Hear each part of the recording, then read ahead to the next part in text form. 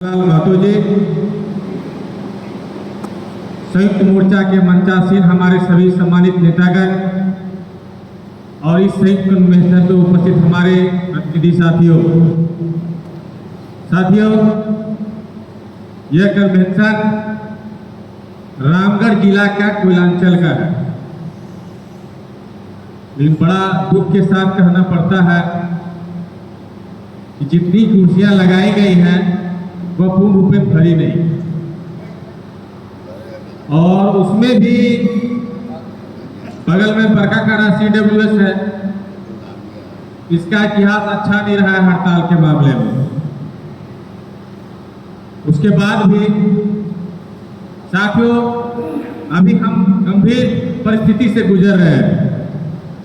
हमारे कन्वेंशन बरकासियाल क्षेत्र के बैठे हुए कॉमरेड विंध्याचल विद्या जी बरकासियाल क्षेत्र में कोयला मजदूर हड़ताल करने के पक्ष में है, और उन्होंने अपना लगभग मन बना लिया है। उसी में कुछ संगठन ऐसे हैं जो इस हड़ताल में नहीं है।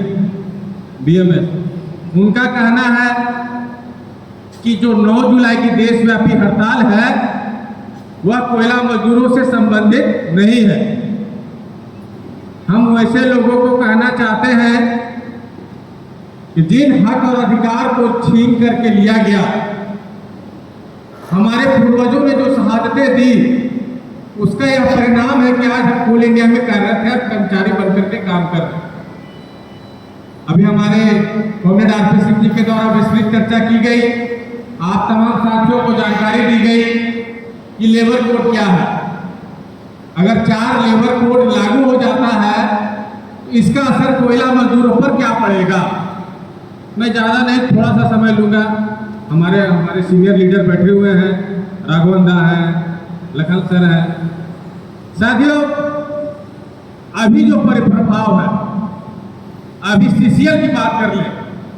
CCL में निजीकरण के नाम पर, आउटसोर्स के नाम पर पारा मेडिकल स्टाफ की बहाली की गई।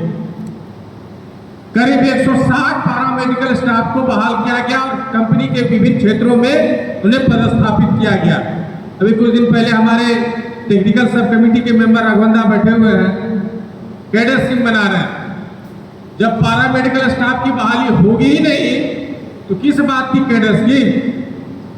यानी कहने का मतलब कि भविष्य में अब पारा मेडिकल स्टाफ की बहाली नहीं होगी।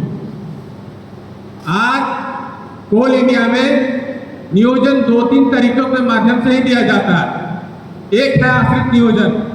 कोल इंडिया में कोई कर्मचारी मरता है तो उसके आश्रित को नियोजन दिया जाता है, और जमीन के बदले। कल के अखबार में ECL का एक खबर है आसनसोल का। ECL में भूमि अधिग्रहण कानून में भारी बदलाव, यानी कि 2 एकड़ जमीन के बदले जो हमको नियोजन मिलता है, अब उसके जगह आप कैश ही ले लीजिए, नगद ले लीजिए। तो क्या यह कोल इंडिया के कर्मचारी और CCL के कर्मचारियों के लिए नहीं है? हमारे नेताओं ने आप सबों को बताया कि कोल इंडिया का 80% प्रोडक्शन ठेकेदारी मजदूरों के माध्यम से किया जाता है, यानी कि कैटेगरी 1 की बहाली अब कभी नहीं होनी है। खनन क्षेत्र में काम करने वाले ठेका मजदूरों को जो हमारा HPC रेट है वह भी लागू नहीं है। कैटेगरी 1 के नाम पर CCL में अप्रेंटिस के 1 साल बहाल होता है, अप्रेंटिस प्रशिक्षु, और उनसे कैटेगरी 1 का काम लिया जाता है। तो इन सारी परिस्थितियों को देखते हुए हमारे और भी नेता हैं, हम आप तमाम साथियों से यही आग्रह करना चाहेंगे कि जिन्हें हड़ताल करना है, कम से कम उन सबों के बीच में यह बातों को रखना चाहिए।